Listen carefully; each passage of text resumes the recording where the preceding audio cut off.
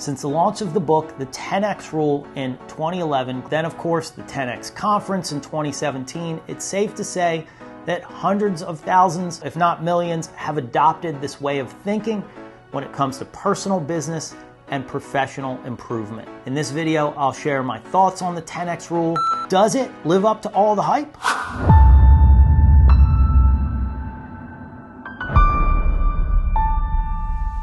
Hi folks, my name is Chris Solomay, and on this channel I help people with personal and career development. If you like that sort of stuff, subscribe. If you don't. Grant Cardone, the inventor of the 10X Rule, is an entrepreneur, investor, and world-renowned business motivator and sales trainer. At 65 years, this guy makes most 40-year-olds look like they're over the hill. Could his outlook of 10X everything be the secret? Admittedly, I've been a skeptic for years, and I've now learned by listening to this book on Audible exactly why that was, and the answer may surprise you.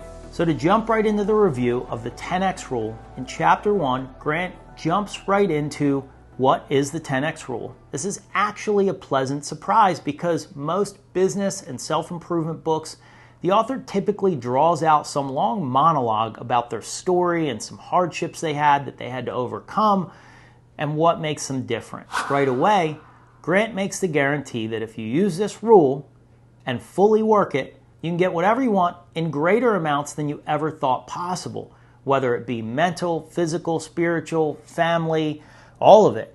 He simply states that 10X is understanding how much effort and thought that it will take to accomplish any endeavor to the point that it can be labeled successful. He also goes on to say that most people on the planet do not understand what success is, and that the origin of success comes from borrowing the Latin word successus. One of its original meanings was to take the place of.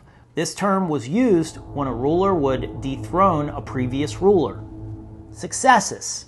He makes the point that we today have really diluted the original meaning of success, and if you want to do anything extraordinary, you need to change your definition of success, or you will be destined for an ordinary or below average life. He also covers the 4 biggest mistakes that people make when setting goals. Finally, he hammers home the fact that while an ordinary life may sound okay, the statistics are not good for the average person, and that chances are good that you will outlive the money that you make in your lifetime, and if that is the case, you better have kids with a mother-in-law suite. In the next few chapters, he illustrates through personal experience why it is vital to adopt the 10X Rule and makes a strong case that when we let our foot off the gas, we are susceptible to a change, whether that be in the market or the economy, a natural disaster, losing to the competition, being undercapitalized, and the list goes on. He then does go on to share a critical moment in his life when his new business was struggling, the odds were stacking against him, and he was ready to throw in the towel. It was during this time that the 10X Rule was birthed. This happened because he realized that he had underestimated the amount of effort and energy that it would take to achieve his goal, not to mention time. He realized that there was a direct connection between the amount of action that he took and the results that he was getting. He thought that maybe if he put 10 times the effort that he thought it would take from the get-go, then how could he fail? Hence, 10X. This is when he introduces the 2 parts of 10X, which is 10X actions and 10X thinking. Now, 10X action is knowing and assuming that any worthwhile goal that you set out to achieve is probably going to take 10 times the effort and 10 times the energy than you originally thought that it would. So expect that up front and just take 10 times the action and get going. Now, 10 times thinking is easy to explain, but it's the area where most people struggle. And that is to realize that the goals we set are far too small and that we must start thinking much bigger, 10x bigger, as you can imagine. So if your current goal is 100,000, then you need to be thinking 1 million. If your current goal is 1 million, then you need to be thinking 10 million, and so on. While this may seem like something that you've heard before, Grant really drives home that through stories and statistics and his real life experiences, as well as a lot of other people that he's coached and helped, what he is saying is absolutely true. In the next few sections, Grant covers the 4 degrees of action, which are number 1, doing nothing, number 2, retreaters, number 3, normal levels of action, and number 4, massive action. Then he goes on to introduce why average is a failing formula, how to set your 10x goals, why competition is for sissies. I love when he talks about that. In chapter 11, Grant shines a light on the lie that we have all been told, and how to break out of the middle class. He paints a really scary picture of the reality of today's middle class. He shares why you don't want to be a part of this group. He starts by warning us that even though most people spend their entire lives trying to fit in the middle class, that it is the absolute wrong goal. Listening to this chapter, I honestly found a little resistance in myself, but I realize it's because I've been one of those people that have strived for this for much of my life.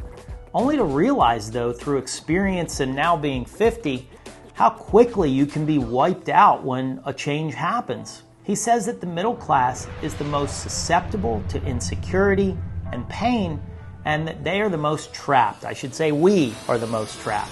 We're also the most easy to manipulate and the most at risk for bad things to happen. He goes into detail about what it actually means to be middle class through statistics and how hard it is to sustain a quality of life based on what middle class living in the income range. In his eyes, the middle class has been trained to dumb down their goals, to fit in, to not set your sights too high, and certainly not to ruffle any feathers. He also shares how not to think this way and what you should do instead.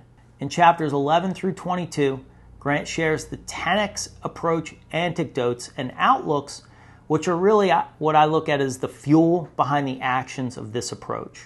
What I love about this area of the book is that he erases all excuses and replaces them with actions by, again, changing his thinking or changing our thinking.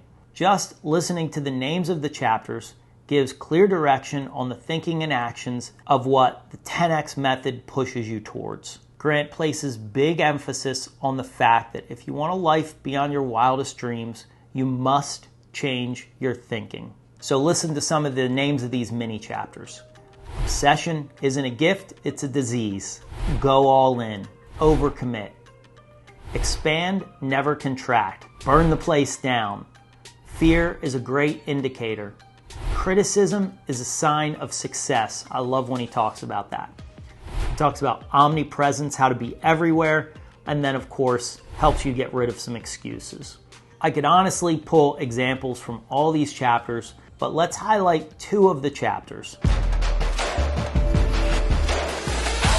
Number 1 is go all in. In a world today where we talk about under-promise and over-deliver, Grant destroys this idea by saying that this approach is for sissies. He passionately points out the reason why most companies are not successful because they take a conservative approach and do not go all in. By acting exactly like your competition, you're going to get the same results that are status quo.